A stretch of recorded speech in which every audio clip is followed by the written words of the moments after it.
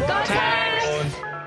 got great chat. I was coming back here to tell you I loved you. I licked her tit or whatever. You know, got quicksand. It's like the equivalent, it's made out of dicks. It's banter. I'm a mommy. Mommy?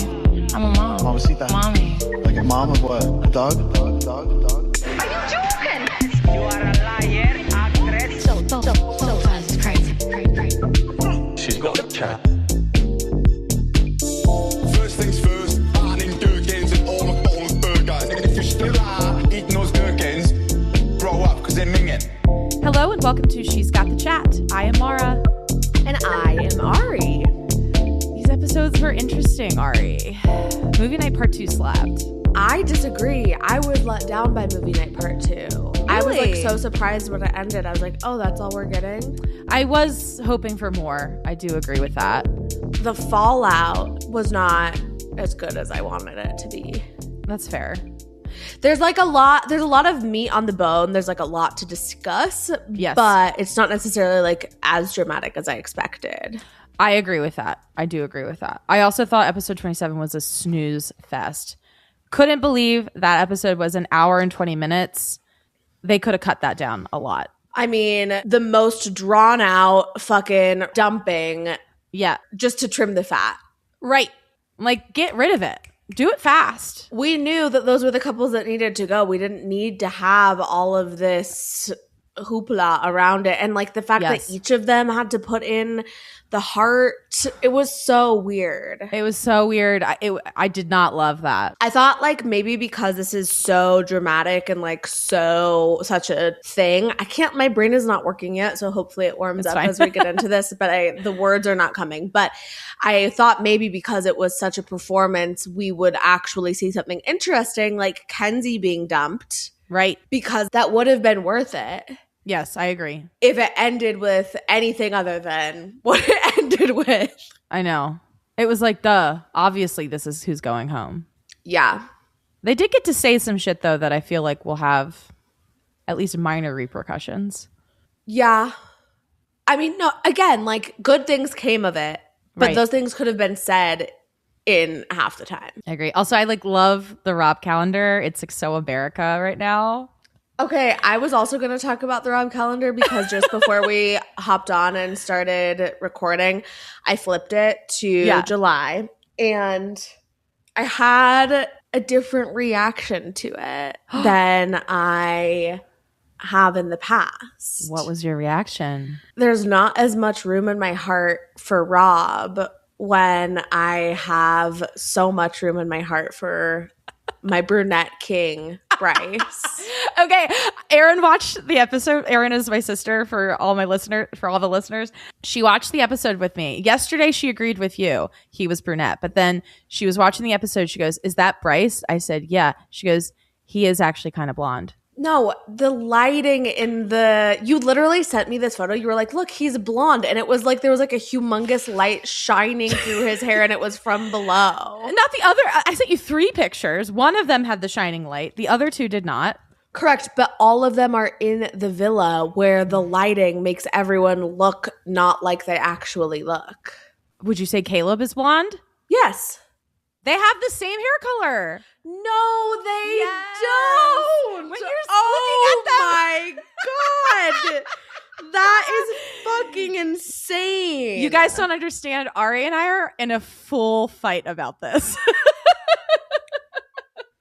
Also, wait, let the record show. When I was talking about Bryce last week and I said I just wasn't down bad for him, that does not mean I find him unattractive. I think Bryce is very hot.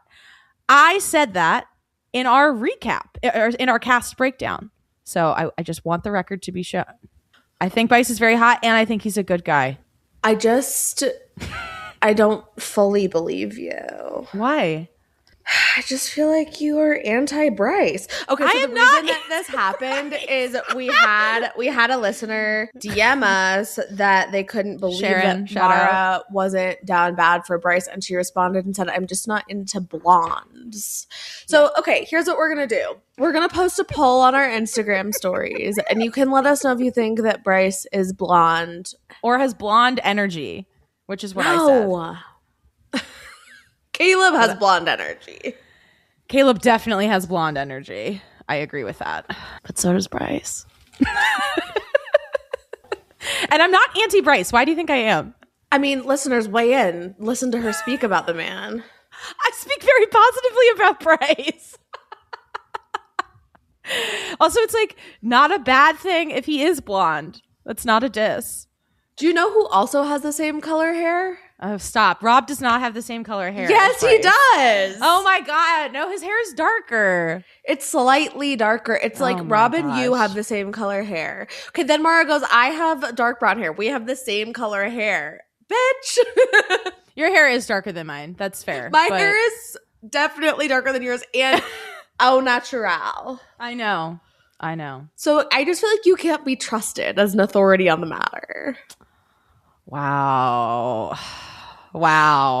I did do like a little bit of soul searching, and a part of my defensiveness around this comes from the fact that I think Gabe has the same, not Gabe from the show, but my husband has the same color hair as Bryce. And I would argue Gabe is blonde. He's not. I know, he's probably not, but he has blonde energy. He was blonde as a kid, I'll give you that. But also, don't say my husband has blonde energy when you just said that you don't like blonde energy, okay? How dare you? I didn't say I didn't say that. I didn't say I don't like blonde energy. That's not true. Roll it back. Roll the tapes. You're not attracted to my husband? Oh, okay. No, I love Gabe. Here's what I would say. I think that they have the kind of hair that like would turn lighter in the sun if they were outside all the time. Mm-hmm. That doesn't mean they're blonde. I don't know. Okay, we're gonna post a poll. We'll post a poll. I'll probably lose, but that's fine. I do think that Rob does not have that kind of hair. You're right, because he is outside all the time. Right. That's a good point. Did you see somebody was like, would you rather stay inside? I don't know where this was. I saw it on Instagram. Would you rather stay inside for the rest of your life, or every time you went outside, a different species of snake goes extinct? Wait, what? Do I have to interact with the snake? No, somebody said this to Rob. Sorry. Oh, what did he pick? That's actually a good question for him. I know. It's a really good question. What do you think he picked? I'd stay inside. I assume he would want to save the snakes. He said that he would go outside one time and never go back inside. He would sacrifice one species of snake and then live outside forever. Because he was like, if I never could go outside again, I would kill myself. Aww. So that's how I know he would be blonde if he had the potential to be blonde. That's a really, really good answer, actually. He's so sneaky like that. He knows how to find a loophole. I know. Ugh, the best player of all time. I know, truly. But you want to know what? With Rob, we were always like, is he MAGA? He's kind of giving MAGA. You know who we've never said that about? Bryce. Yeah. And I think that we agree now that Rob is not MAGA, but like Bryce, we knew he was a liberal king coming in. And like even in the going through the cast breakdown thing that Caleb sent us. No, Caleb sent us a really cool post of like where all of the male islanders are in terms of like the recruitment for the manosphere. And Bryce and Carl are the only ones that were like not recruited, like not a part of it, like reject it. I fully agree with that. That post was really great. I agreed with all of the takes in that one. Yeah, I loved it. Sure.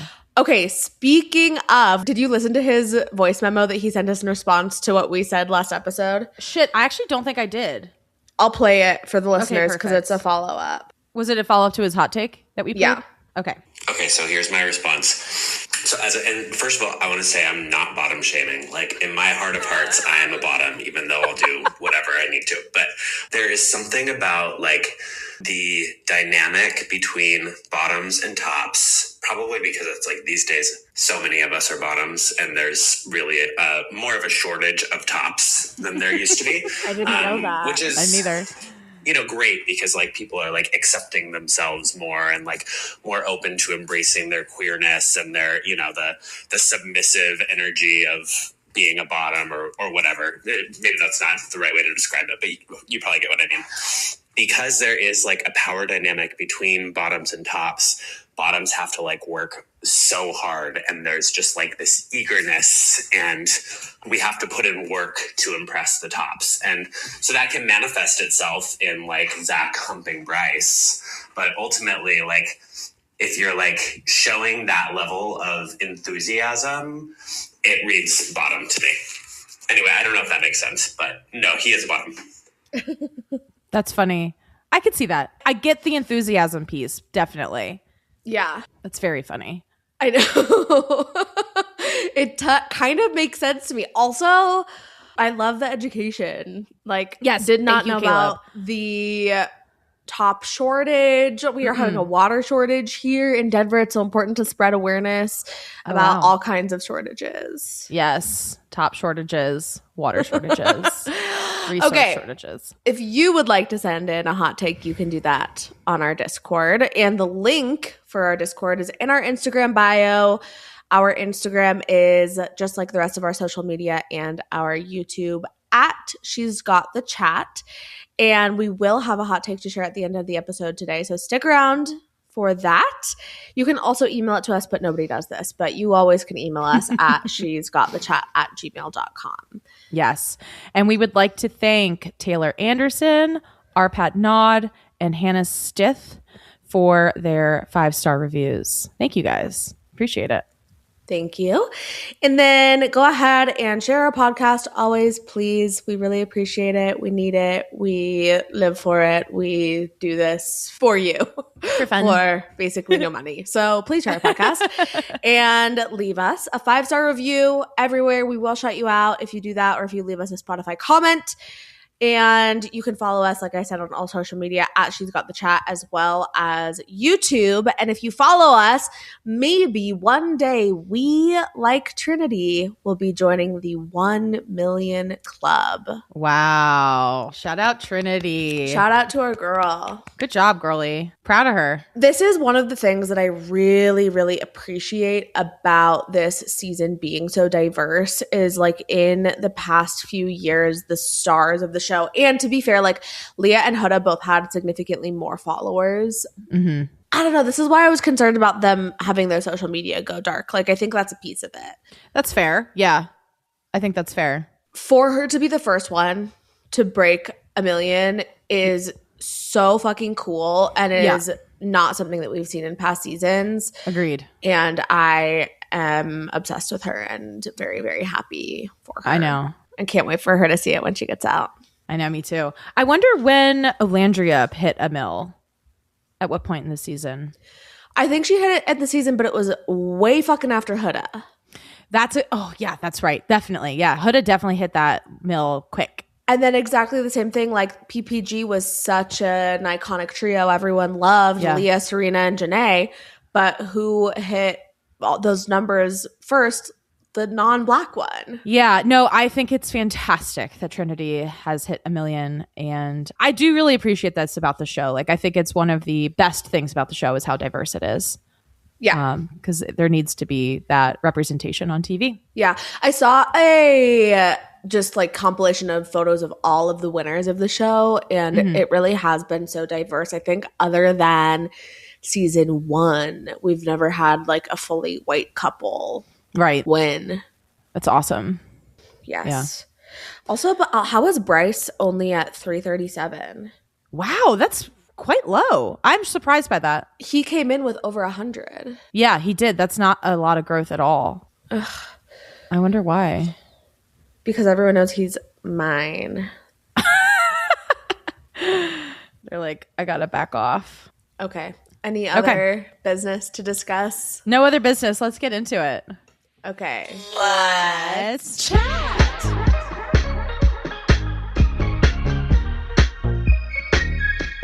We are starting off our recap today with episode 26, the end of movie night.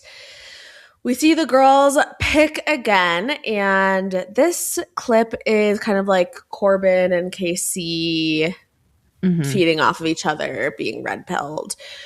Corbin in Casa saying that he forgot that he was in a couple. saying that he thought that Kenzie would fuck him over, and then him flirting with and kissing Parmita. And then KC saying that TT pursues him, and Corbin saying that Aniya didn't really pick him, and that, oh God, the high school girls versus college girls moment. Yikes. Yeah. Corbin saying that he hasn't thought about Kenzie. Oh, you already said that. Oh, no, he said it twice. Said it twice, yeah. In different ways. Eesh. Parmita saying that she's not scared of Kenzie, and then Corbin and Parmita doing their wicked impersonation. monologue. Yeah, exactly. How perfect they both are. When this clip ends, Kenzie makes the really weird choice to confront Parmita. And she's like, why would you be scared of me? And Parmita's like, no, I'm saying I wasn't scared of you. And right. She's like, but why would you even be scared of me? She's like, what? I'm not. This was very strange. I agree. I don't know why Kenzie picked that bone with her. Yeah. She just, I don't know, has already fully picked the bone with Corbin. Right. Corbin says that what he said was true, but he apologizes if he disrespected her. It was really funny the way Corbin said this. He was just like, listen, I stand by everything I said.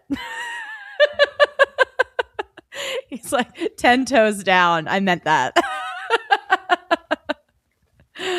The way he says great. everything is funny. I know. Jen says that what he said was rude. And then the girls pick again. I don't understand, Mara, why it was such a thing of like, oh, the girls pick, boys pick. Like, yeah, it was all the same fucking clips. Literally, it didn't matter what the door was. It didn't matter who was picking. The producers made the We're clips. just going to play the next thing that they wanted you to see. Exactly. We should have just sat down and they should have rolled the tapes and then paused for a fight and then next. Like, why did we have to do any of this? I know. I agree. They need to figure out a better way to do movie night where it doesn't feel forced, but they haven't figured that out yet. I also don't hate movie night where it gives like a little title and then actually the girls get to pick one that's about the boys and actually the boys get to pick one that's about the girls. Yeah. We don't need the like trivia or the who's picking next. Like, just go back and forth. Yeah, I agree. Or just roll the clips. Anyway, the girls are picking again. Kenzie is now going to get her clip. So we see her telling Corbin that she was thinking about him while she was kissing Caleb, and then saying that she has more in common with Caleb, that she is focused on Corbin. This is so hard to read. Her asking for a kiss from Corbin on the dock and him not kissing her, and then her being like, see, we didn't kiss, and Caleb being like, well, I thought you did. We see their secret kiss. What we didn't see was her being like, let's not tell anyone, but she does then tell Jen, it's a secret, I'm not telling anyone. Yeah, that was odd. We then see her tell Caleb that she wants to focus on their connection, and we see their kiss. She says that she did genuinely like Corbin, and she wanted to try it with Caleb, but she felt stronger. This is a tongue twister. It's a tongue twister. Try it with Caleb, but she felt stronger towards Corbin. Caleb says that he was not informed of that, and he felt blindsided. She says, sorry, I will say she did do a good job of apologizing and validating Caleb's feelings, being like, it makes sense, like seeing that you would have felt that way. Totally, I agree. Yeah. Zach tells Dylan that she did the same shit to him, our little pot stirrer. Fucking Zach. She tells Caleb that she should have been more clear. And then Dylan says that he feels like he just went through the same thing last night with her kissing Gaul. He felt crushed by her kiss with Gaul. And he thinks the same thing is happening again. And he wonders if it will just keep happening. She's like, I feel bad. What you're saying is valid. I never was trying to hurt anyone. She repeats her line about, in here, I just feel like a kiss is a handshake. Hilarious. Hilarious. And says that she does genuinely feel good about Dylan. Yeah. I thought she handled this the best that she could, ultimately. She did. What do you think about how she acted? Because for me, like last episode when we were talking about it, I didn't feel like the sincere thing was that crazy, because I was like, I felt very hyper aware of that during the moment that he was actively going back and forth between Soul and Melanie and telling them different things. This one, I actually was like, seeing it back to back did make me think like, oh God, she actually really wasn't honest with Caleb. Yeah, I agree. I wasn't aware of how dishonest she had been because she kept having conversations with Caleb where she would be like sort of honest in a similar way that Sincere was doing it, but I feel like somehow less, it didn't feel as malicious. Right. But yeah, Kenzie would often tell Caleb like, yeah, I mean, like I'm definitely still interested in Corbin and like I still want to keep talking to him, but I am obviously like, I'm in this couple with you. I want to like invest in you. I understand why Caleb got mixed messaging from that, like seeing it back in hindsight. But I do feel like in the moment, Caleb should have been a little bit more aware that Kenzie was still into Corbin. It felt obvious to me, but I don't know. I think that maybe what they put in the clips was like just the moments of her saying how much she was into him and not the moments of her also clarifying that she was still getting to know Corbin, which is what was missing from Sincere's back and forth with Soul and Melanie.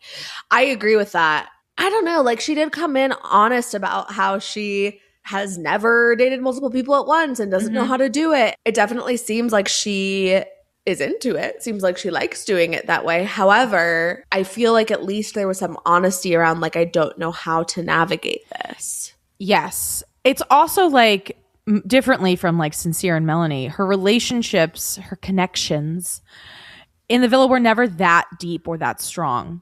So to me, it's less hurtful for her to be exploring the way that she was in comparison to Sincere and Melanie, who did have a very deep, strong connection. Like even with the Dylan and Gall thing, it's like, it's not like you were with Dylan from day one and then hooking up with someone else like Melanie and Amora.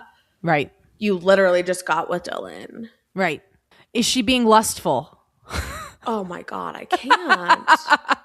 It's constant. It's Did constant. you watch After Sun? I didn't know. How was it? Asked them about it. Oh, good. What did they say? Sarah was like, what does that mean? Is it like the new slutty? And they just were like, I think what they said was like, it's kind of about like wanting to like be physical without actually like having an emotional connection. Okay. Yeah, being a slut then, I guess. I don't feel like that's what slut means. I guess that's true. I mean, a slut to me is just someone who like hooks up with people a lot. Right. But maybe there's emotional connections there. There certainly could be. Anyway. Yeah. I don't know. I'm like replaying everything in my head now because I'm like, I don't know. Like Gabe had emotional connections, definitely with Bea. Yeah, I agree. Maybe less so with Jen, but I don't know. Anyway. They're all just clearly steeped in both manosphere and purity culture, which is a really weird combination. Very strange. And I think that's what we're seeing play out is I think so. The weird intersection of those things. Yeah. We now see our last clip of movie night. It starts with one clip of Melanie kissing Corey, and then Sincere says that he had to kiss Amora? Yeah. Remember, it was like the clip from him in Casa where he was like, I had to get it out of the way. Oh. He kissed her in bed, and they didn't show that because I don't know if they had it on camera. Like, it might have been like covert enough that they didn't have the footage. And then, but it's him admitting it to the boys the next day in the morning. Got it. But yeah, then we see them kissing. We see him saying that she's a great listener. This connection is serving him. Okay, yep. He is very selfish. We know this. It's all about him and how he feels in the moment. Yeah. And he probably didn't want to go without for a few days. Yeah. We then see him say that he wanted to immerge himself in this experience. Okay. I actually think it's not, there is like a word that I believe he used correctly. It was emerge. He says it twice. No, but there is a word, emerge, spelled with an E, that means to come out, appear, or become known. Oh, right. Wait. No. I swear to God, I saw something that was like, I saw the definition of emerge, and it was accurate to what he was saying. Yes. Is that what you're talking about? Yeah. Yes. I saw that as well. It's a synonym for immerse. Right. Yeah. That's what I'm trying to say. Sorry, the immerge definition that I read was what we all know as immerge, but there is a word, immerge, that is a synonym for immerse. It's this, IMMERG. Emerge, like from the ground, like a flower emerges from the ground. That's like, yeah, like coming up, popping up. Oh, yeah. Okay, sorry. You're right. Emerge is a rarely used, near archaic verb that means to plunge, dip, or submerge completely in fluid. Do you think that this was just... Yeah, thanks, Google AI. Do you think that this was a happy accident? This is a happy accident. He definitely meant immerse. Okay, but here's the thing. I've seen a lot of discourse about how actually Sincere is not giving us examples of the literacy crisis because he used epitome correctly. Like he used the word right, but he said it wrong. And people are saying that likely points to him being a reader. I was going to say, I do think he's a reader. Yeah. So do we think it's possible that he did mean that he said the right word? No. I still think he's dumb. I do think he reads. I think he tries to be smart. I just don't think he is that smart. It's funny because I have been very on the Sincere as dumb train, but I think that he is dumb emotionally and socially. Yeah. I am really, truly dying to see his fucking star chart. He must have Gemini Mercury. This man is the most, like, talkative person. He loves to talk. He does. He wanted to immerse himself in the experience. They kiss again. And then we see a few other kisses with Amora. Him saying that him and Amora pour into each other's glasses. More kisses. And then his recoupling. Thank God they showed this moment of him saying had they had more time, he knows that she would have been the one. I love that this whole clip, like it was technically a Melanie and Sincere clip, but there was one tiny moment of Melanie kissing Corey and then minutes and minutes and minutes of Sincere doing stuff with Amora. This was rough. Diabolical. I felt so bad for Melanie having to watch all of that. Dude. And then Amora makes an amazing comment where she goes, rejection is protection. Yeah. So Amora speaks up first. She says that she doesn't want to be a dead horse. Like they've already they've talked it through. Melanie says that she never said to anyone else that if they had more time, it would have been them. And Sincere says that initially he wasn't going to immerge himself at first, but then wanted to get his feet wet. He found himself thinking of both girls. First of all, that's not true. He's still downplaying what happened because he kissed Amora night one. I would argue that's fully immerging yourself in the experience. Zach did the exact same thing last episode. Yeah, he was like, it took me until like day 2 or 3. And then we fucking found out that actually she left day 2. Right. I mean, we knew that, but then Kata found that out. But it's like, no, you both were making out night 1. What are you talking about? Right. You're lying still in this moment. Yeah. Melanie then says that he should have just picked Amora if he needed more time. And then Bryce comes to defend Sincere. Melanie says that he picked her because she is a fool. This was so sad. Yeah, the only reason he chooses me is because I'm a fucking fool. Oh, this broke my heart. It broke my heart too. Bryce then says that Sincere doesn't properly say how he feels. And then Melanie says, again, being chosen is not the prize. She's tired of hearing this. She gets really upset. And Sincere then tries to bring up what she did to Corbin. He says, you're disregarding what you did to Corbin.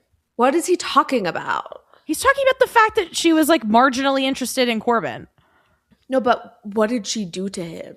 Oh, right. Nothing. Like she didn't kiss him. Right. There is the answer. Yeah. No, it was fucking crazy that Sincere tried to say, like, to even have that moment of trying to play victim. I was like, get the fuck out of here. Yeah. That pissed me off. Me too.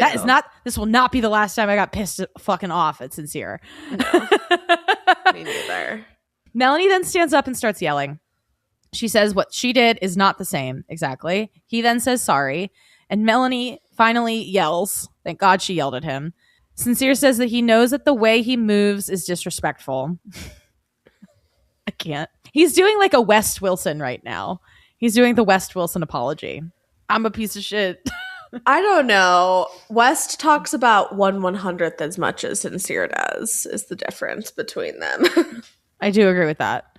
But yeah, that I know I'm a piece of shit. And it is what it is. Yeah. It is what it is. Yeah. Sincere then says that Melanie is home. And Melanie says that you always say you're going to fix it, but you don't. She gets up. She's like yelling all of this. He says that he has been showing actions, and she says Casa Amor should have been the actions. He says, the past 48 hours I've showed you through actions. Dude, 48 hours is fucking nothing. You've had 3 weeks in here where you've showed her other things. So what, she's just supposed to have the memory of a goldfish and only think about what's happened the past few days? And even to that, she goes, what actions? Making me breakfast? Thank you. Like, what actions has he shown in the past few days? Literally that he came back without Amora. He thought that it would just all be forgiven. Mm-hmm. He did. But yeah, then she walks away. She then cries about being stupid. Amora says that she would never subject herself to what Melanie did. And I think that that is so unfair to say. I agree. Thank you. I'm glad that you pointed that out. I did not appreciate that comment from her at all. No, not at all. It pissed me off. I was like, you have no fucking idea what you would do in Melanie's situation. Melanie wasn't aware that all of this was happening. You were. And also, like, how easy for you to say that when you weren't chosen. And also, you were aware that this was happening. You watched the fucking show and then came in and still chose to be with Sincere. This was happening behind Melanie's back. Also, you weren't fucking honest with Melanie at all about what happened with you guys or about what you had seen on the show. Like, you could have helped her not be in the position that she's in rather than sitting and judging her. Absolutely. Aniya is comforting Melanie and tells her that Sincere bamboozled everyone. She says that the things he said to her, he said to others. And then Melanie's like crying. She says, leave me alone. Heartbreaking. Yeah. We then see Corbin tell Sincere to stop fucking up. The guys tell Sincere to give Melanie the bed tonight. This was crazy. And he literally goes, nah, she'll probably sleep in soul ties. Yeah, Bryce was like, listen, if she comes to the bed, sleep in bed with her. If she tries to sleep in soul ties, you should give her the sleep bed. in soul ties. Yes. Right. Correct answer. Yes. Aniya then apologizes to Casey for getting in his face, and he also apologizes for that as well. The guys loved this move by Aniya. It was a good move. Yeah. I don't know how I feel about her still. That's fair. But it was a good move because she had such like the moral superiority, like the higher ground in the Casey situation, and she didn't want for this moment to take that away. No, totally. Parmita then says that Casey doesn't need to compare the girls. Accurate. And Tiara says that he did speak positively about Aniya as well, but she's empathetic to Aniya's situation. And then we see Tiara and Aniya hug. Casey ITMs that he has said some dumbass shit. And the guys tell Dylan that Kenzie likes him, but Dylan thinks it looks like it's just a game to her. Yep. Yeah. You went on a game show. I don't know what to tell you, Dylan. Literally.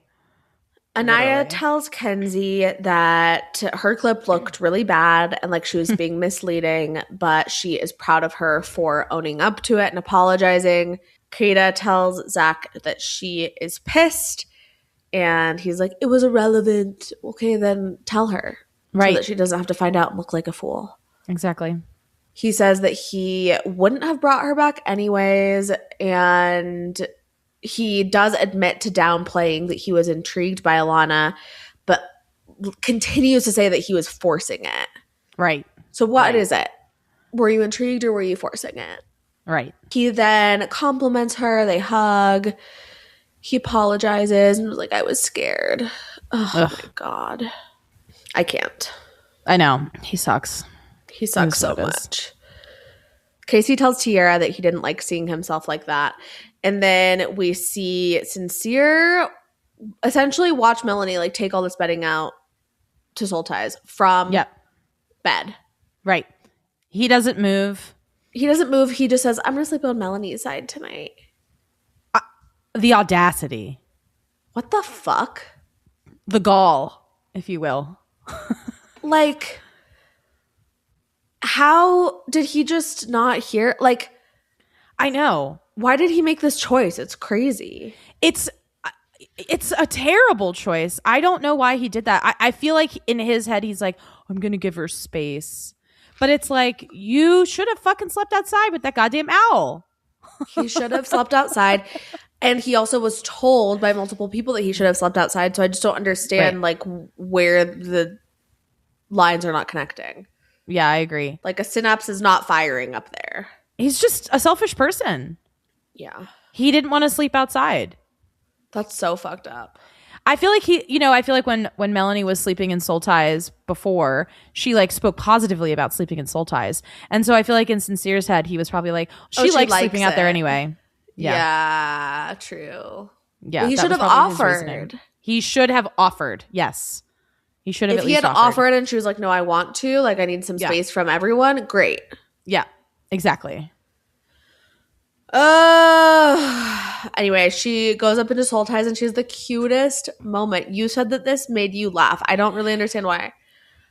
It was the absurdity of her being like, oh my God, it's the owl. And then it cuts to like the owl in the fucking perch in the corner. I don't know why. It just made me laugh. I was like dying. I thought it was really precious. She was like, had cute. A beautiful moment of like convening with nature after like a very traumatic night. It was like a great moment of levity. Yeah. And she goes, you're so cute. Don't attack me. And then she goes and sleeps on the couch. What would you have done? Would you have slept in soul ties with the owl? Yeah. I would have also. That owl's not going to attack you. I know. I mean, but owls can, I love owls so much. They're kind of scary though when you see them in real life because they got their like big old beady eyes and their like heads turning and stuff. But that one was so cute. I saw a video that Trinity took that Love Island USA posted of the owl. And I feel like in the background, she was saying something about like, oh my God, that owl was up there when I was sleeping in soul ties. So I feel like the owl just lives there. I mean, apparently this owl has been there like this whole time.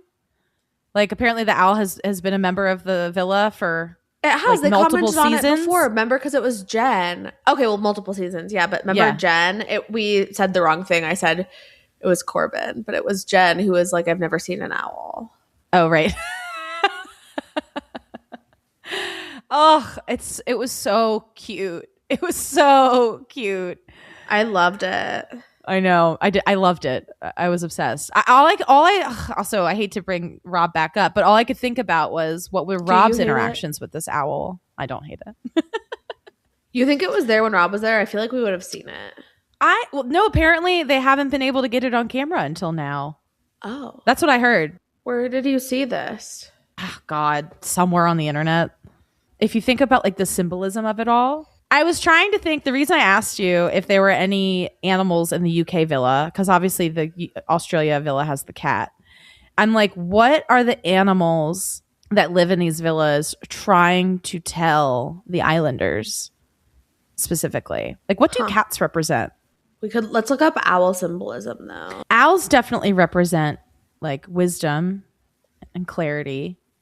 Oh my God, the ability to see through deception. I just got chills. I just got fucking chills. Slept up there, Melanie. You should have absorbed that owl energy all night long, girl. Look at this. Look at this, Ari. It's so cute. I know. I love it. I love it so much. I saw it. You're so cute. Don't attack me. It is now morning in the villa, and Ian says, for personal reasons, the owl has left the villa. I loved this. Did you see his TikTok? No. Hi. I didn't really want to be making this video, but a lot of you have been messaging me, and a lot of major news publications have been in touch, so I just want to clarify something regarding Love Island USA. I will not be commenting on why the owl left the villa. The owl, in its own time, can tell you about what it did. But I have no further comment to make. So thank you for your time and patience. I love you all. That's great. It's so funny because we just need the like levity of them being like, yeah, we acknowledge that we've let a lot of people slip through the background check, socials, cracks, and we want to make sure that we know. Yeah. KC is telling the boys that he needs to apologize again because he was really disrespectful. Also, the fact that KC is having this conversation and saying that he wants to speak to Aniya before we even see Sincere say that he wants to speak to Melanie is insane. Yeah, I agree. We also see Casey actually talk to Aniya before we see Sincere actually talk to Melanie. Yes, also insane. Caleb is like, things are plateauing with Jaden, and he doesn't think that she's into him. And Corbin, you right, actually gives him a decent advice to tell her how he's feeling. Very basic, but good advice. Basic, but good. Kenzie tells Kata that she told Caleb that she missed Corbin. I'm sorry. That is gibberish. Kenzie tells Kata that she told Caleb she missed Corbin. Oh, yes. Okay. That clicked the second time I read it. Yeah.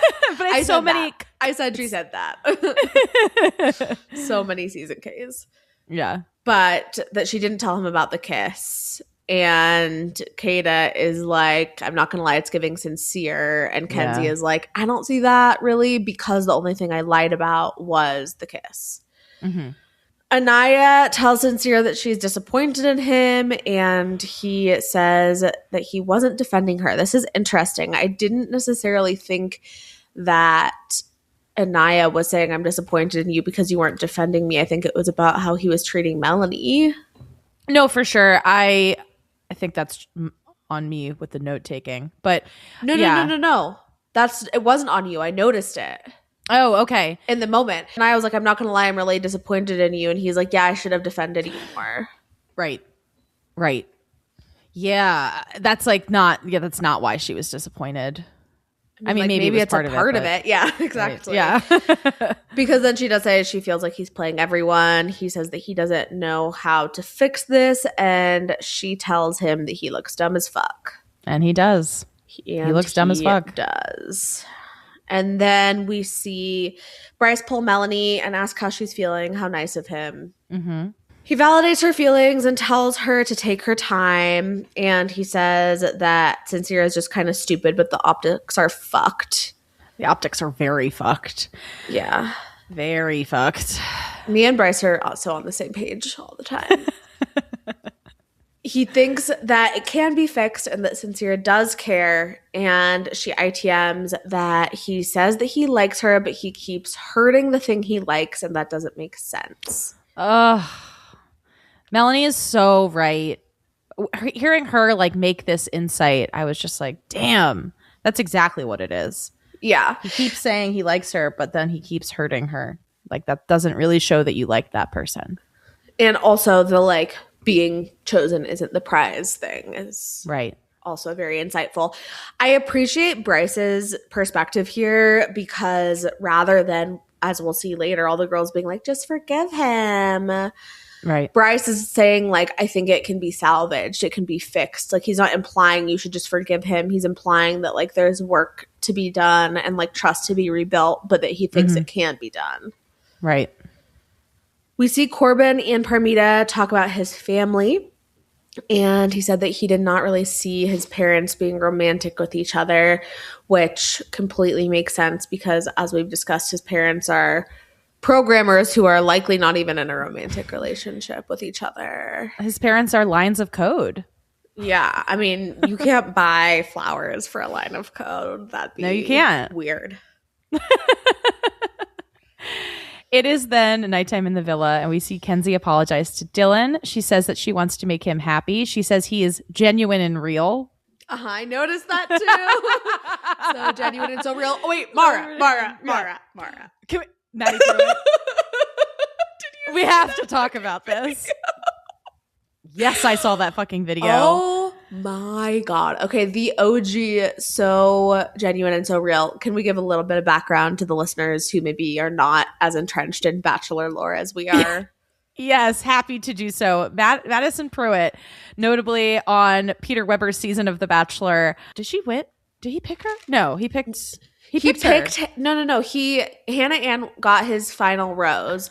And they got engaged, right. And then he broke up with her, and then remember bring her home to us was about Hannah Ann, and then they broke up, and then he went back to Maddie, and they dated briefly, unsuccessfully, and then she married Grant Trout, the son of a billionaire, and became a megachurch Trumper with a scary ass purity culture podcast and a daughter named Hosanna.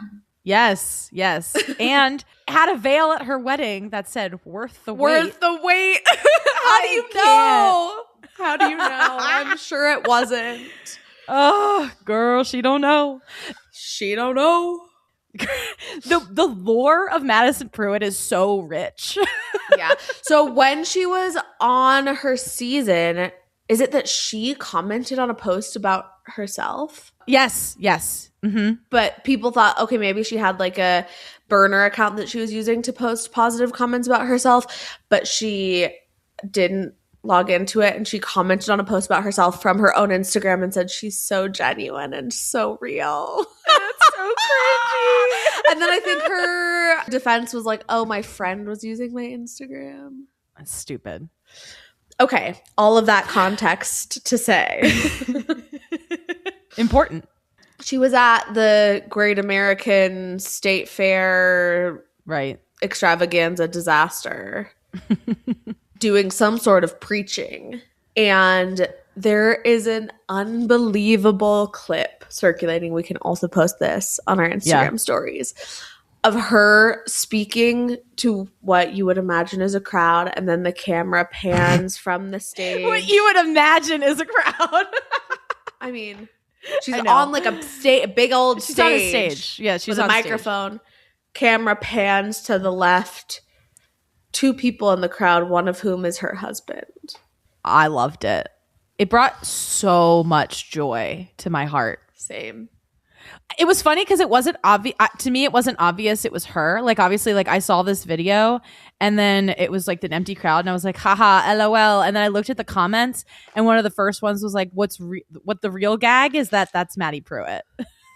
Oh, okay. I saw it like from Dave Neal first or something. And so like I saw the context of this is Maddie Pruitt.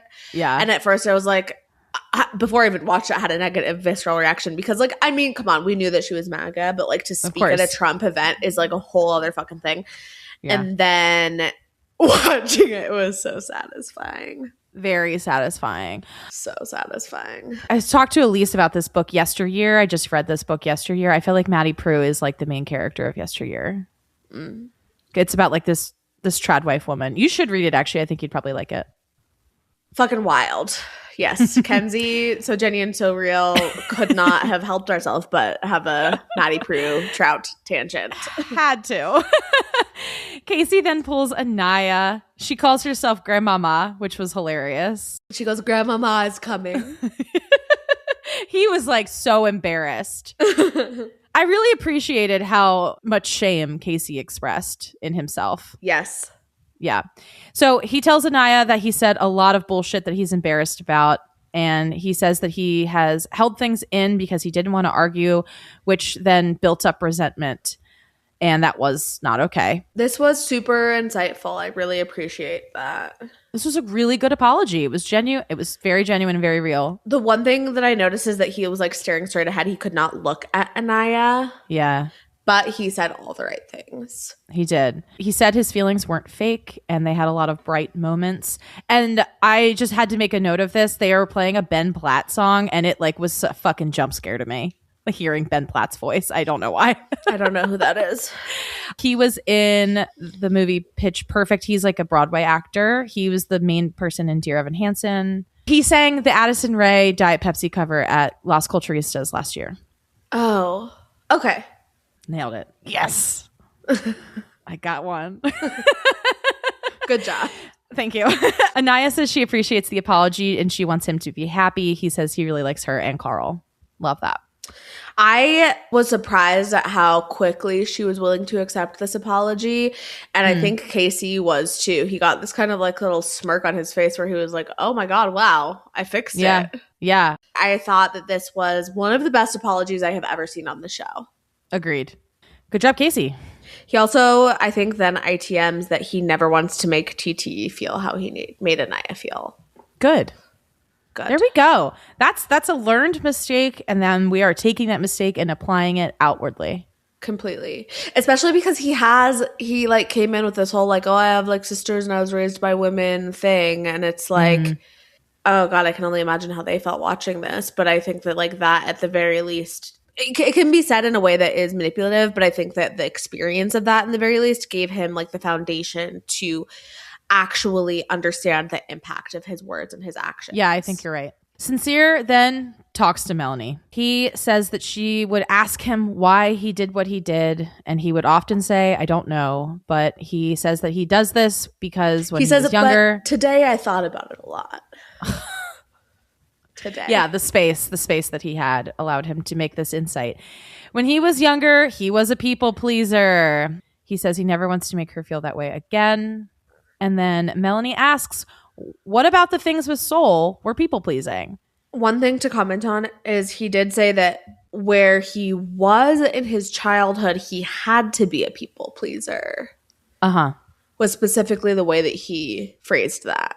I, in no way, am a sincere apologist. I do think that there is trauma behind. Right. He didn't get into it, and it would have been great if he had. Like, that's, we like the human part of this show, and maybe he's trying to protect his family or who knows what. But like, just the way that he said that, I think, was telling. Where he was in his childhood, he had to be a people pleaser, and that's bled into his life. Yeah, I think that's fair. I agree. I think a lot of his actions are, as all people's actions are, formulated from your history, your past experiences, color your future, basically. But I liked that Melanie brought this part up. She says, what about the things with soul were people pleasing? And he is like, you're right. It was just flat out disrespectful.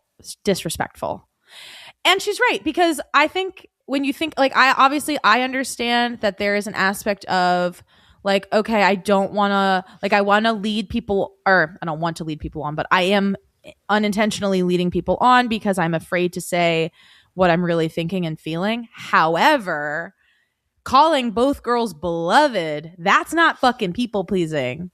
That's being shady. I don't know. I did see that as a people pleasing situation because it was like just saying whatever the person in front of him wanted to hear in the moment. I have a hard time with this, I think, because I would call myself historically a people pleaser.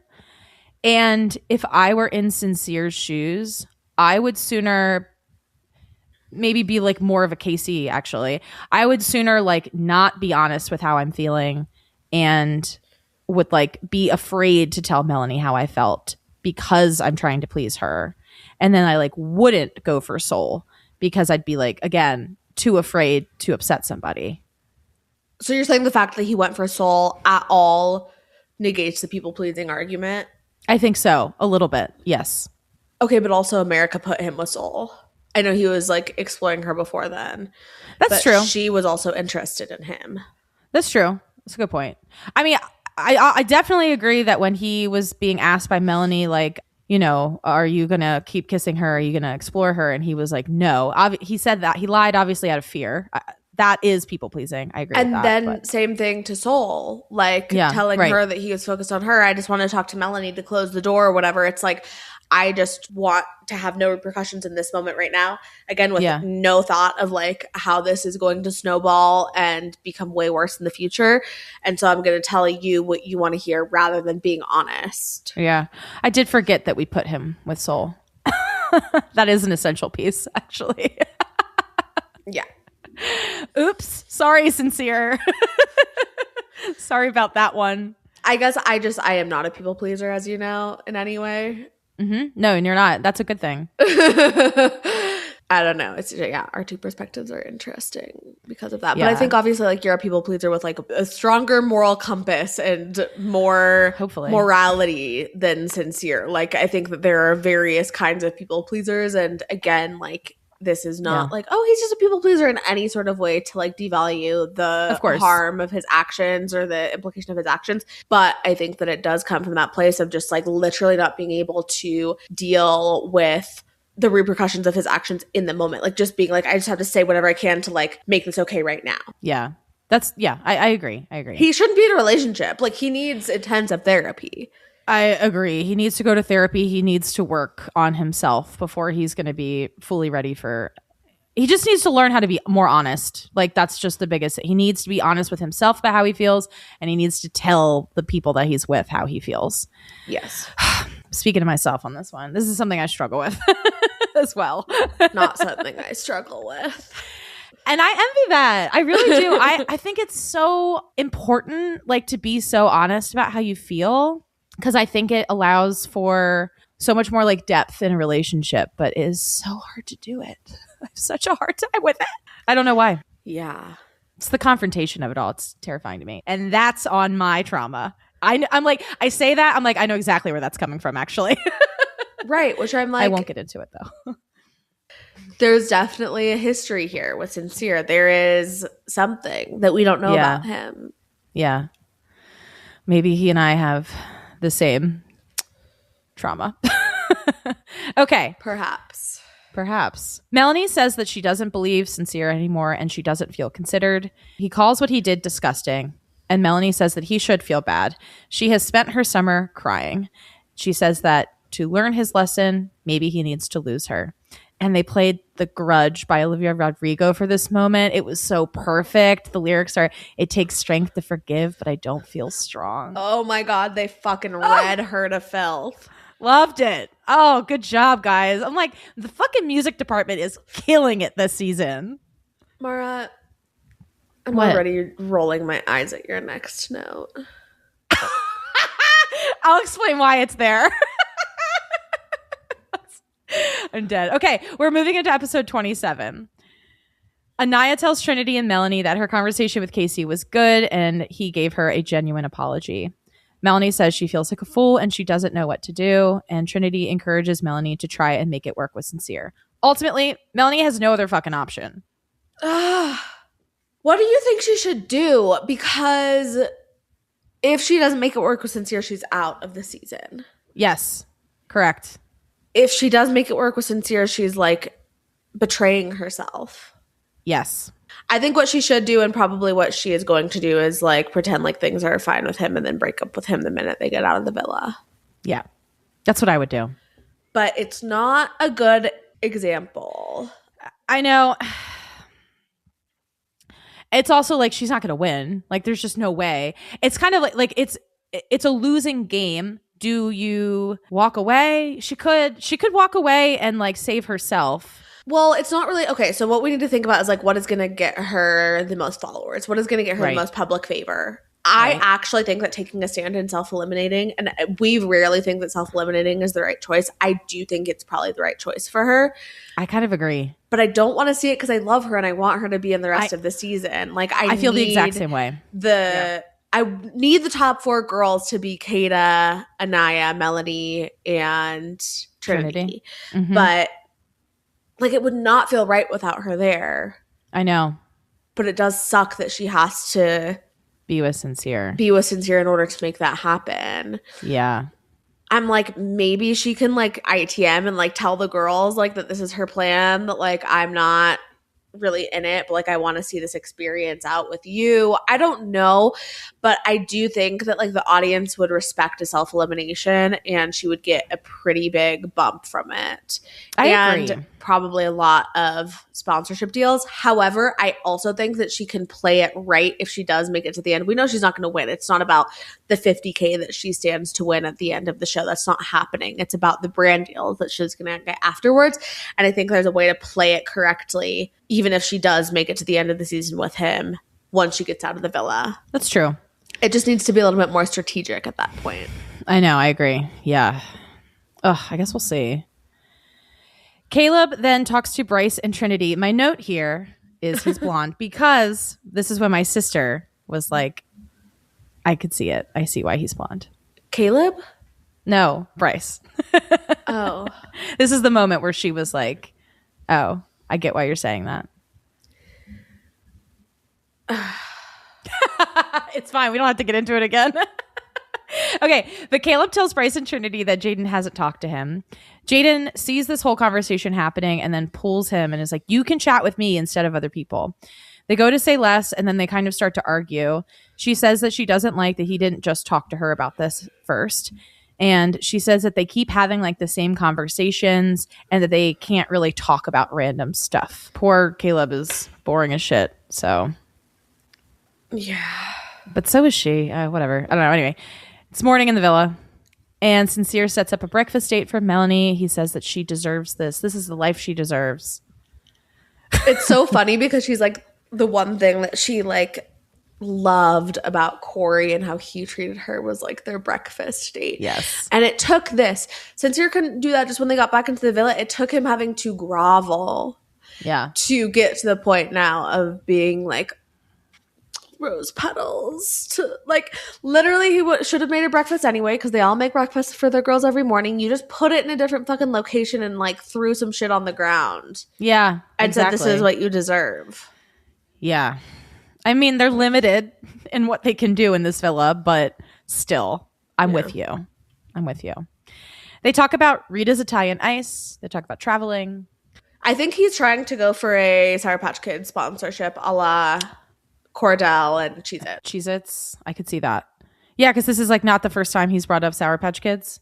He had a Sour Patch Kids cake, I think, as a kid. Right. Ugh. Yuck. I assume that means shaped like a Sour Patch Kid. Okay. I hope so. Yeah.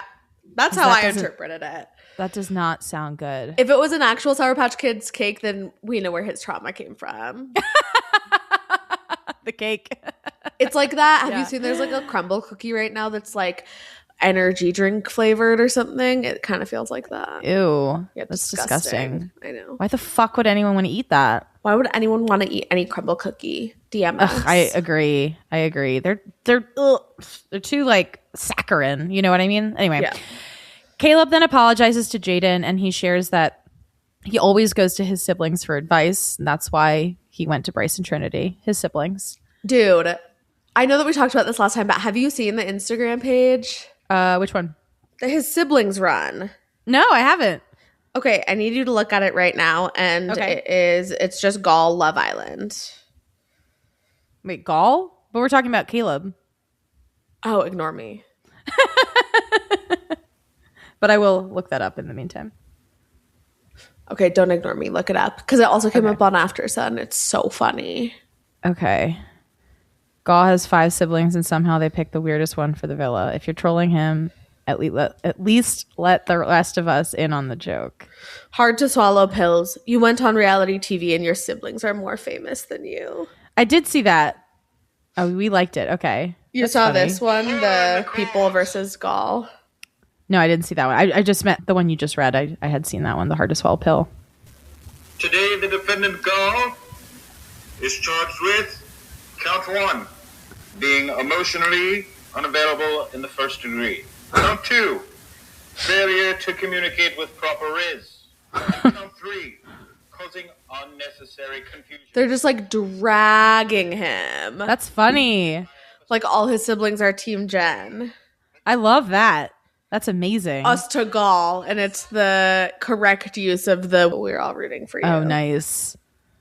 Oh, I see. Yes. Sorry, I heard siblings and I got so excited about that's hilarious. This amazing Instagram page. That's awesome. I just was confusing my blondes, Gall and Caleb. I get it.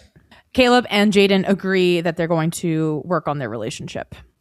Jen then tells Kata and Kenzie that she is annoyed with Gall and she complains about men. She's like, I hate men. They suck. Amazing. This is great. I love man-hater content. Me too. I keep getting all these videos about like toxic things to do to men. Actually, I just started doing this with my sister this weekend. I found this one that was like, if you want to like rage bait a man, just say, who did he tell you that to? Whenever they're talking about something that you don't want to hear about anymore, because it's a sentence that doesn't make any fucking sense. Who did he tell you that to? And then when he asks what, you say, who did he tell you that to? And so my sister and I we thought it was hilarious. And then periodically, we'll just like say it like mid conversation, and the reaction that both of us have like initially hearing it is just like, what the fuck? Like, what are you saying? So it really works. Highly recommend this if you want to rage bait anyone. I love man it. or woman. Yeah. Anyway, okay. Gaul and Dylan then complain about Jen's negative energy. Annoying. Jaden tells some of the girls about her argument with Caleb, and she says that he has the traits of someone she would want to be with. Okay, liar. Not true. And then Caleb gets a text. Tonight there will be a recoupling, and the boys will choose. I feel like the boys have had the power this whole fucking season. I know. I mean, I think technically the first recoupling the girls did choose, but there's been like no recouplings, I feel. Did anyone get dumped in the first recoupling? Yes, Sean. Oh, true. Okay. Well, I stand corrected. Everyone splits off into their couples to discuss their relationships. Jen tells Gaul that it sucks that he has the power. She's like, I brought you in here, and now you're going to get me sent home. It's true.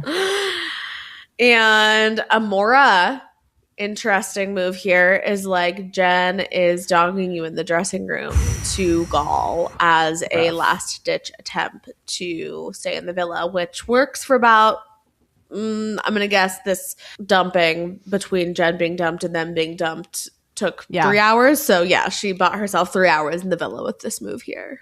She did.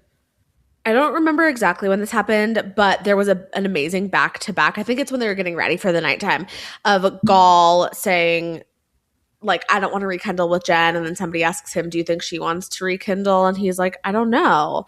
And then she, in the makeup room, goes, ew, stay the fuck away from me. Nice. But it is nighttime in the villa, and Sincere says that movie night was bad, and he was bad back then. The direct quote was, bro, I wasn't shit back then, bro. Oh. I wasn't shit back then, bro. I actually have notes that I totally forgot about. Oh, okay. No, let's go back. This is just a note from the morning. I'm pretty sure that Gaul Jen thing happened when they were getting ready for the morning, not when they were getting ready for the night. Also, this is one of the most important notes to me from both of these episodes. Before Dylan brings Kenzie her breakfast, he takes into the photo booth and does a photo shoot with her breakfast. And this is the epitome of why I can't stand this man. It's just a feeling. Yes. Elisa's here reminds her of Ted Bundy. I get it.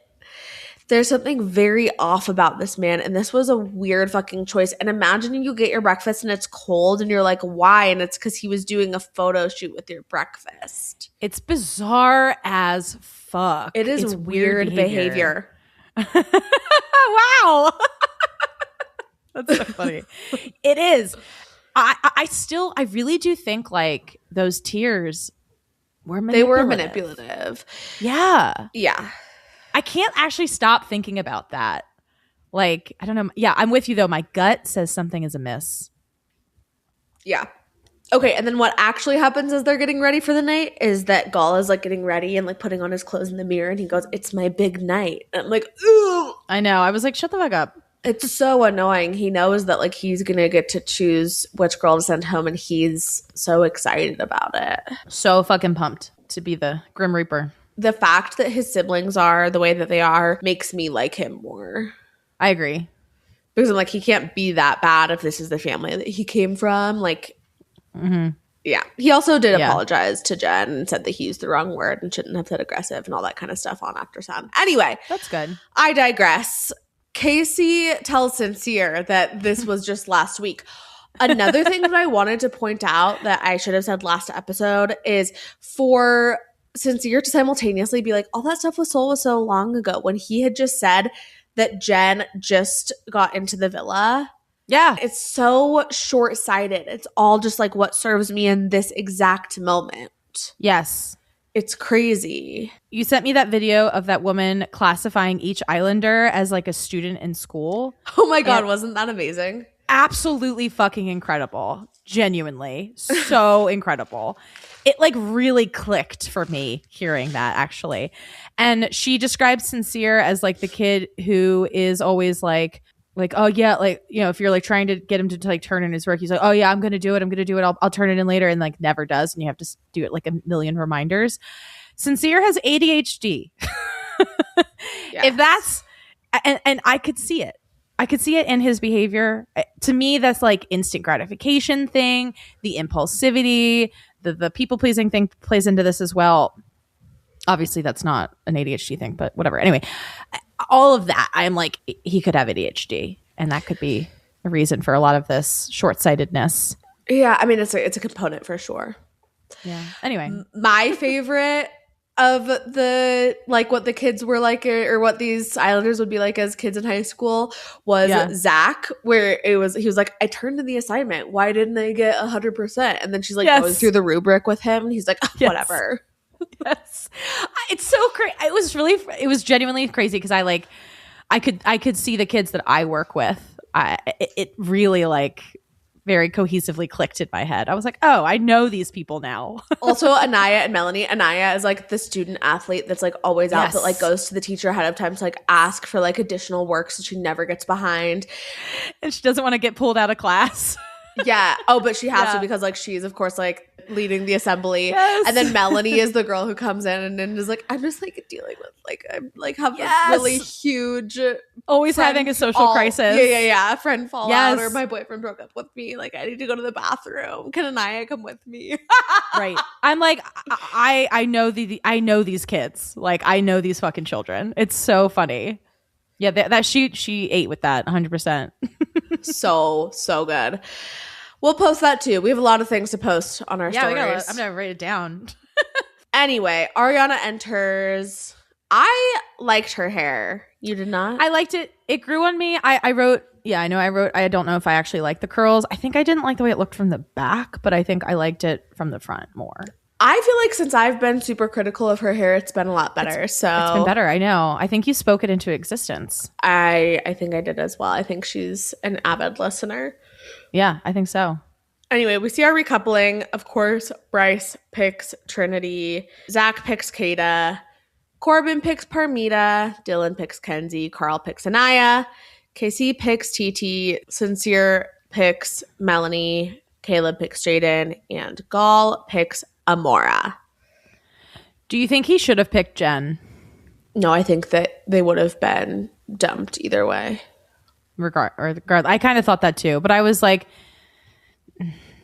maybe. I think the Islanders would have hesitated an iota more to dump him. I still think they would have gotten dumped, but there would have been a slightly more hesitation with it.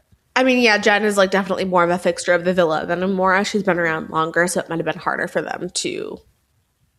I think it would have been more interesting. Like other people might have gotten more votes, whereas I'm pretty sure that every single person what we're about to discuss goes on to vote for Gal and Amora. Right. But we see Jen is dumped from the island. This was really weird to me that basically like Ariana is like, that's not the end. 4 more Islanders are going to be leaving the island tonight. So go say goodbye to Jen and then come back. I was like, why don't... Yeah. I don't know. The way they did this was weird. It was just like so clearly needed to trim the fat and like did it in a very obfuscated way. Big word. Call me sincere. Everyone says goodbye to Jen. Oh, one thing to note also is that in Sincere's recoupling speech, I fucking hated this. He says that he wants to couple with this girl because she always chooses him first, even before herself. Ew! Oh my God. I didn't even catch that. Holy shit. That's fucked up. Horrifying. I can't believe he said that. I can. TBH. I mean, I just can't believe he thought that was a good thing to say. That is, yes. More odd. Let me remind you of your biggest mistake.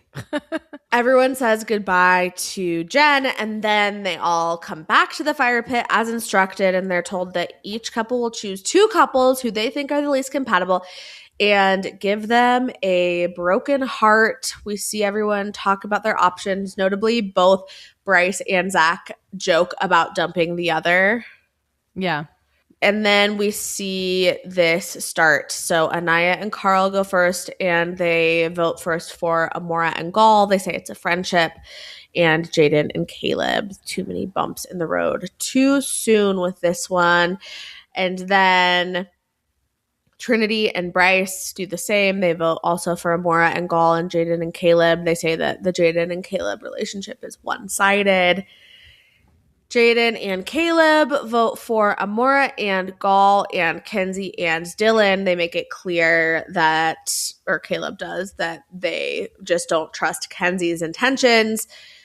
And then Kenzie and Dylan vote for Amora and Gall and Corbin and Parmita because Corbin is too lustful.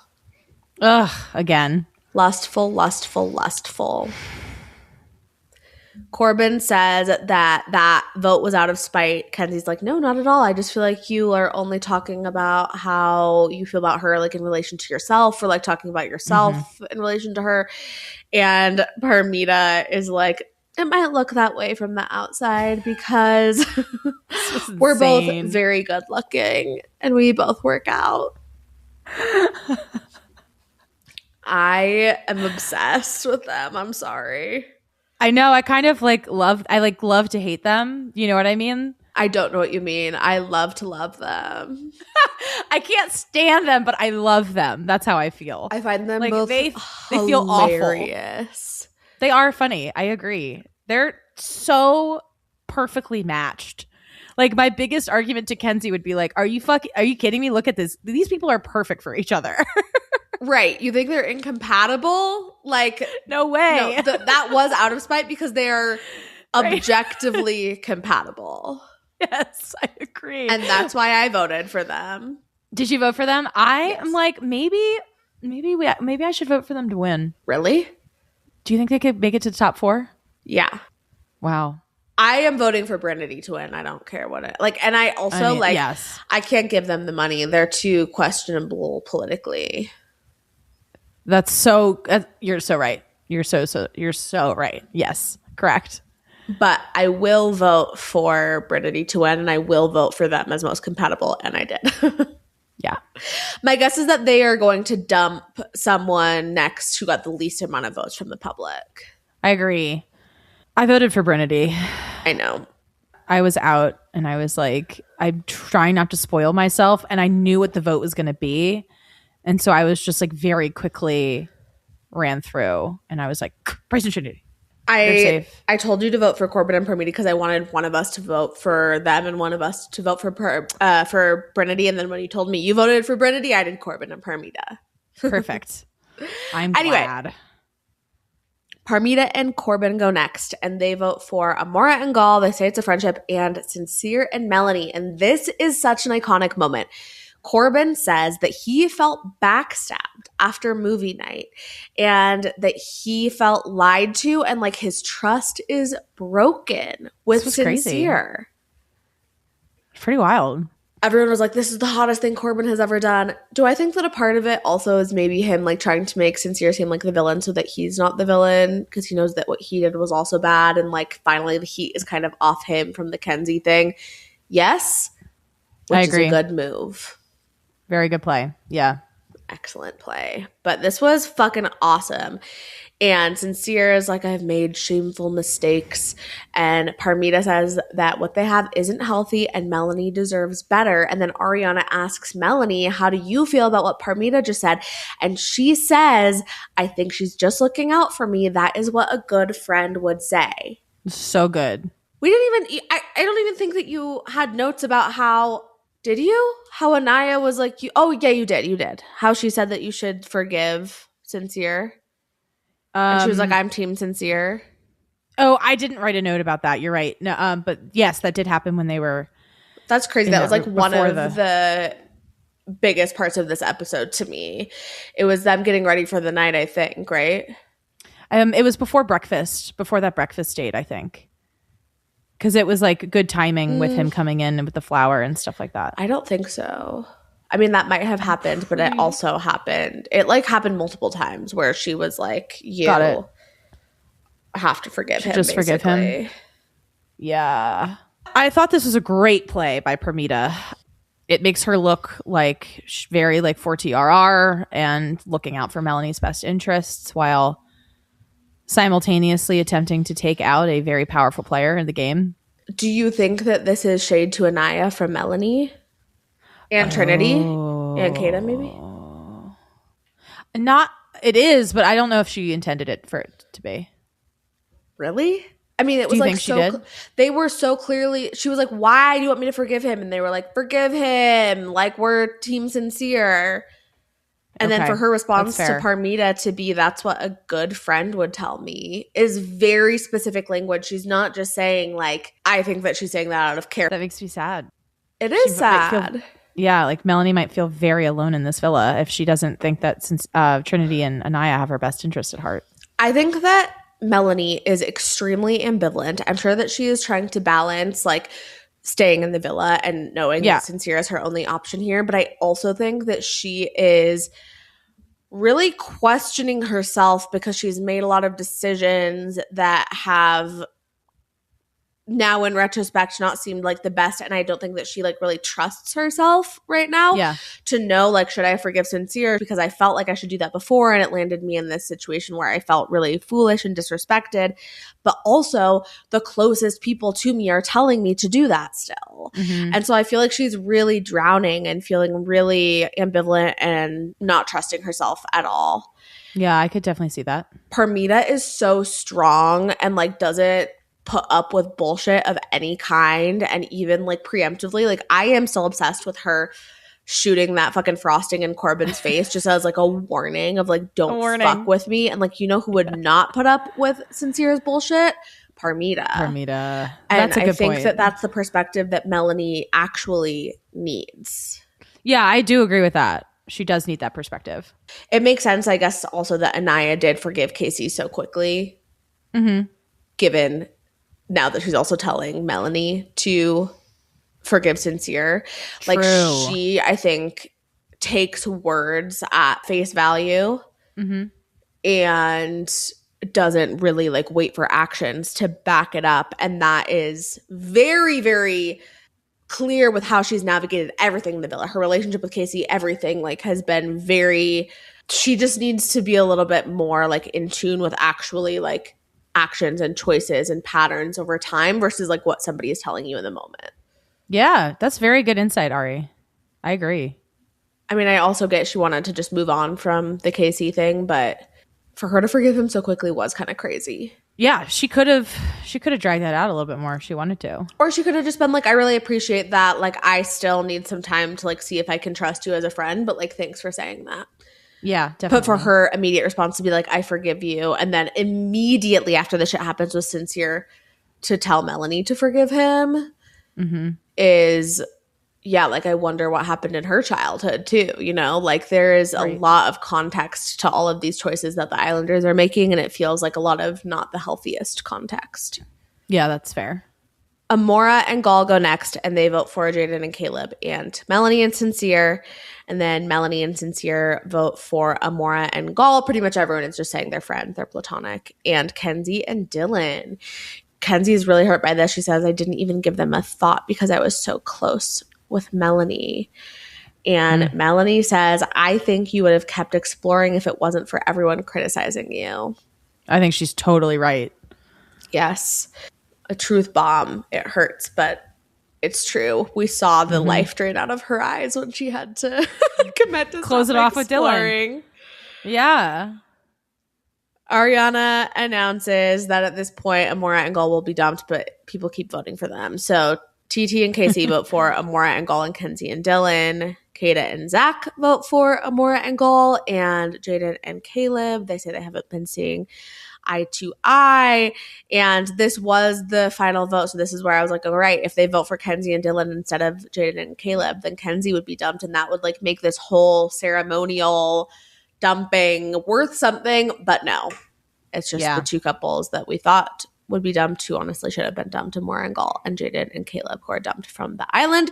And we are left off knowing that America will be voting for their most compatible couple. All right, let's do our hot take. Okay, this is from Terry Kutrick. Hopefully I didn't botch that. Sorry, Terry. Here we go. My hot take is that Caleb and Melanie are secretly perfect for each other. Caleb always said that he was missing the girls, and his current match doesn't think he's very dominant.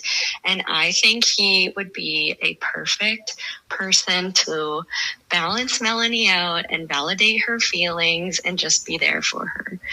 And so I will forever speak into existence that they possibly belong together. I love this take because I have also been fed some of these edits of Caleb and Melanie. I was going to say, this is not necessarily a hot take. I've seen it everywhere. Yeah. I know, but like, I actually love the edits that they have of Caleb and Melanie together. Yeah. I'm so on board with this idea. I don't think this would ever happen. I don't think Melanie is attracted to him whatsoever, but I do love the idea. I don't know. Something about the edits and the music. It's just like, you can trick me into thinking almost anything.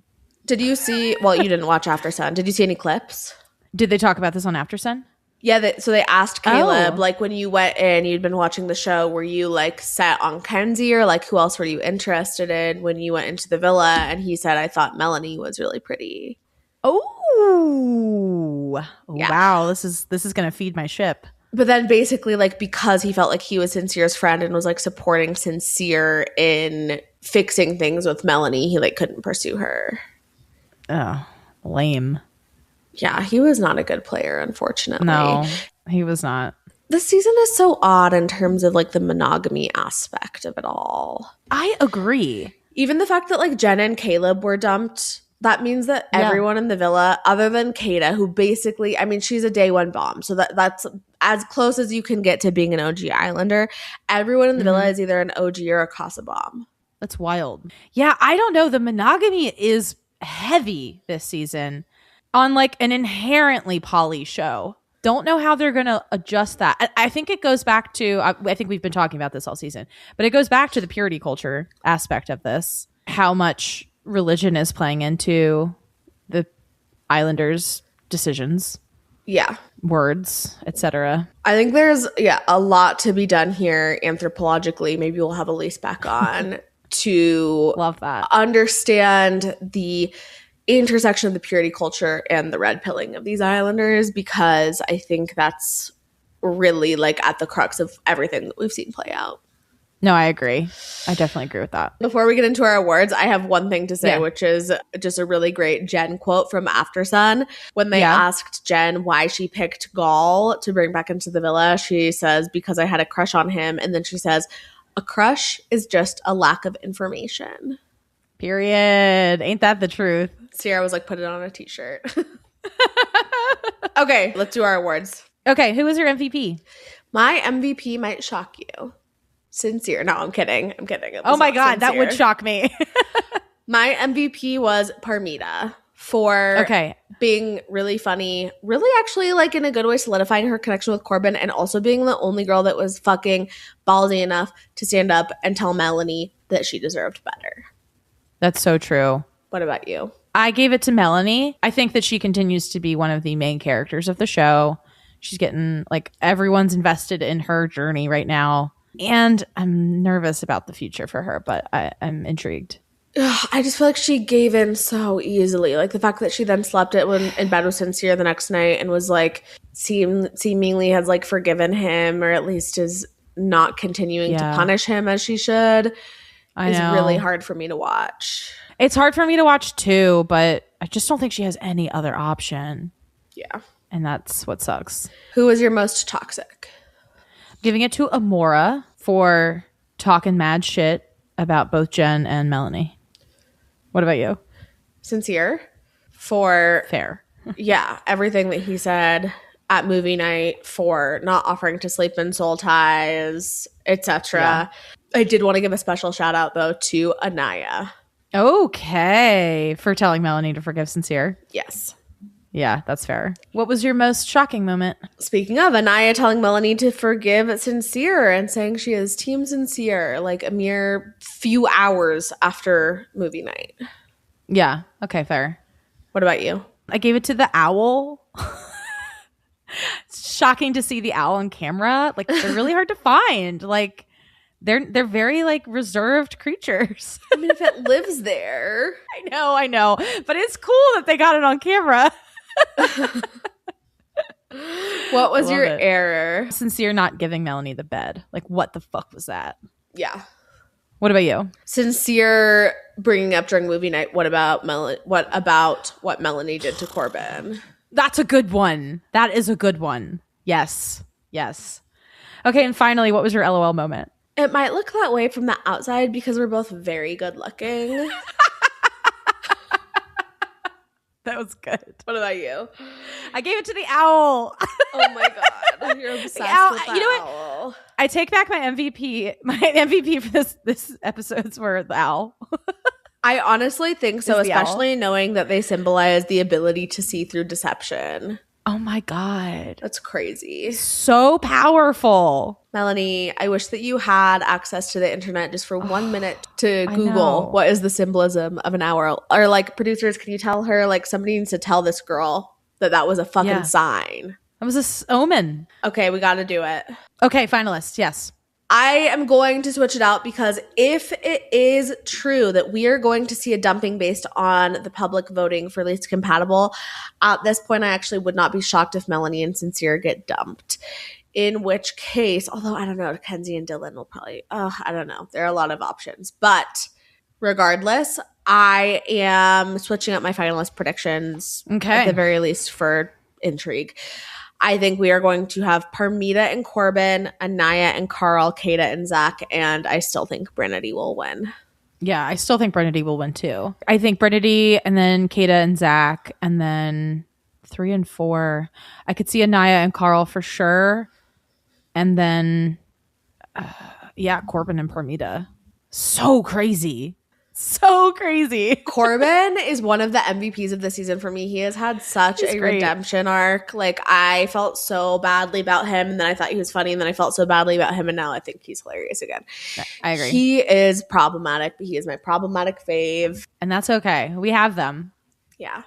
Gotta have them. Oh my gosh. Well, we are so close to the end of the season in which we will not need to predict anything. We will simply discuss what has happened. Exactly. Because our predictions are always 100% accurate. Always 100% accurate. So please go to our Instagram and weigh in on our debate about whether or not Bryce is blonde. We love you. We cannot wait to chat with you on Thursday. Chat with you then. Bye. Bye. Thank you so much for listening. Please follow us at She's Got the Chat on Instagram, TikTok, Twitter, Threads, and YouTube. Rate and review us wherever you get your podcasts. Please share us with a friend, an enemy, a coworker, a family member, a local politician. Bye.